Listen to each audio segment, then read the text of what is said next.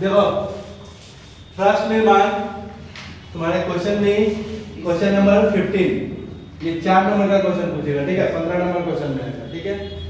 प्रश्न निर्माण में सबसे पहले आपको ध्यान क्या देना है, जैसे कि अगर मानो कि कोई भी कर्ता शब्द होगा, ठीक है, कर्ता में अगर अंडरलाइन होगा, ठीक है, किसी भी सब्जेक्ट में अंडरलाइन होगा और वह पुल्लिंग होगा तो हम क्या लिखेंगे, कह लिखेंगे, ठीक है।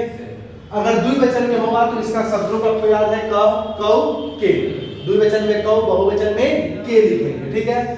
अगर स्त्रीलिंग में होगा वो सब्जेक्ट यानी कि कर्ता में अंडरलाइन है और वो स्त्रीलिंग शब्द है, ठीक है, तो यहाँ क्या हो जाएगा, का हो जाएगा। जैसे देखो कह रहा है कि रामः पठति और अंडरलाइन रामः में है, तो राम पढ़ता है, ठीक है, तो राम पढ़ता है तो यहाँ राम करता हो गया और पुल्लिंग है तो यहाँ क्या हो जाएगा, क। लेकिन इसी जगह पे रहेगा सीता पठति, ठीक है, तो सीता क्या है, स्त्रीलिंग है, सीता क्या है, स्त्रीलिंग है, तो यहाँ सीता के साथ क्या हो जाएगा, का प्रयोग हो जाएगा, ठीक है। और तीसरा अगर मानो कि दे रहा है चक्रम चलती, चक्रम चलती, तो चक्रम में अंडरलाइन, ठीक है, तो चक्रम क्या है, नपुंसक, तो क्या चलता है, तो यहाँ क्या हो जाएगा, किम का प्रयोग करेंगे, ठीक है।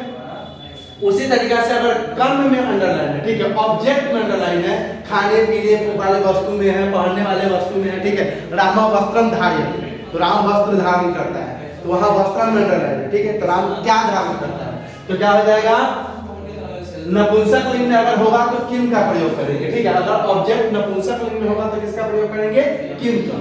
और अगर पुल्लिंग में होगा तो कम, स्त्रीलिंग में होगा तो काम, ठीक है। जैसे राम सीताम पश्यति, राम सीता को देखता है, ठीक है, तो राम किसको देखता है, सीता को, तो सीता स्त्रीलिंग शब्द है, यहाँ क्या हो जाएगा, काम, ठीक है। लेकिन सीता रामम पश्यति, सीता राम को देखती है, तो यहाँ राम क्या है, वो पुल्लिंग शब्द है और ऑब्जेक्ट है, ठीक है, तो यहाँ क्या हो जाएगा, कम हो जाएगा, ठीक है। नपुंसक लिंग होगा तो किम का प्रयोग करेंगे और बाकी दोनों जगह पे पुल्लिंग के लिए कम और स्त्रीलिंग के लिए कम, ठीक है।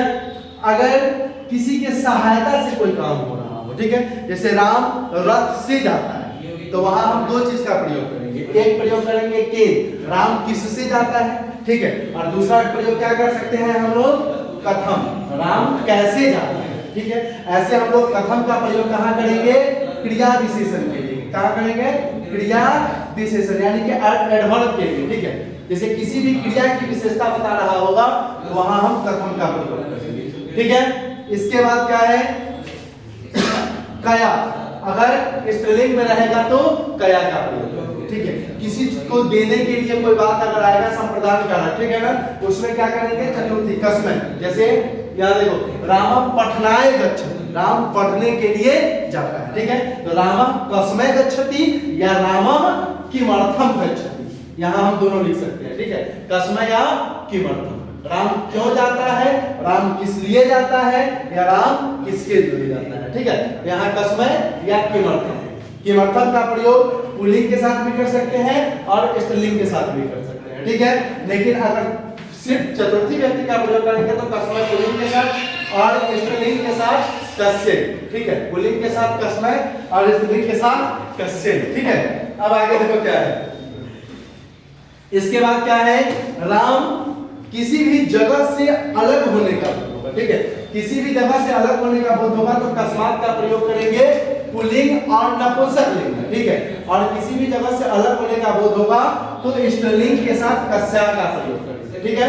तो कस्मात और कुतः ये दोनों का प्रयोग हम किसी भी जगह से अलग होने के लिए करते हैं, जैसे रामः विद्यालयात् आगच्छति, ठीक है, तो रामः कस्मात् आगच्छति या फिर रामः कुतः आगच्छति, कहां से आता है। इसके अलावा, ठीक है, अगर किसी जगह से अलग हो रहा है, रामा अश्वात् पतति, राम घोड़ा से गिरता है, तो वहां हम कुतः का प्रयोग न करके क्या करेंगे, कस्मात् का प्रयोग करेंगे। अगर स्थानवाची शब्द होगा तो कुतः का प्रयोग करेंगे, ठीक है, और स्थानवाची शब्द नहीं होगा तो कस्मात् का प्रयोग करेंगे, पुल्लिंग में या नपुंसक लिंग में, ठीक है, और स्त्रीलिंग में कस्या का प्रयोग करेंगे, ठीक है। राम किसका, किसी से संबंध का बोध होगा तो कस्या पुल्लिंग में और कस्या स्त्रीलिंग में, ठीक है। जैसे चैप्टर 2 से दे दिया, बुद्धिमती पितुर गृहम प्रति चलिता, तो पितु में अंडरलाइन करेंगे, तो बुद्धिमती पिता के घर चली, ठीक है, तो वहां क्या हो जाएगा, पितु, तो वहां क्या हो जाएगा, कश्य, समझ में आया। इसके अलावा देखो आप क्या है, कस्मिन किसी जगह, क्रिया जिस जगह पे हो रही होगी उसका बोध अगर होगा तो हम लोग कस्मिन लिखेंगे पुल्लिंग में और नपुंसक लिंग में, और कस्याम स्त्रीलिंग में लिखेंगे। ठीक है, इसके बाद हम लोग आते हैं कथम। जो कथम के बारे में बताया है, किसी भी क्रिया की विशेषता बताया जाएगा वहां हम लोग कथम का प्रयोग करेंगे। ठीक है, जैसे सब उच्चाय बदली, वह जोर से बोलता है तो उच्चाय में अंडरलाइन है तो वहां क्रिया विशेषण है, वह जोर से बोल रहा है तो वहां क्या आ जाएगा कथम।